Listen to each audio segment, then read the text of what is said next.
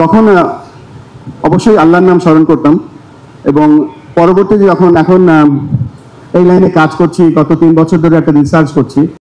রিসার্চটা হচ্ছে higher consciousness in cricket.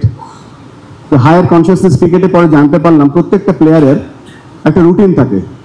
প্রত্যেকটা প্লেয়ারের জেনে না জেনে, বিশেষ করে ব্যাটার বোলাররা রুটিন থাকে। তো সেটা ছিল আমার রুটিন এবং আমার মনে আছে যে রুটিনটা যখন আমি ক্রস করতাম না তখন আমি ওই বলটা আমার মনোসংযোগ থাকতো না।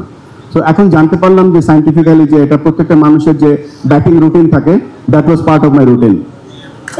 আর অন্য কিছু যদি আর একটু শেয়ার করতে চাচ্ছেন। আর একটা লোক এখানে আছে যিনি আমাদের প্রথম 400 রান করার জন্য, he is one of them, পেছন থেকে সহায়তা করেছিল, বেশি মানুষ জানে না আসলে। সেটা হচ্ছে আমাদের পিচ কিউরেটর ছিলেন তখন নাজরুল আহমেদ ফাহিম ভাই। এবং ফাহিম ভাই, থ্যাংক ইউ, আপনি একটা ভালো পিচ বানিয়ে দিয়েছিলেন আমাদেরকে।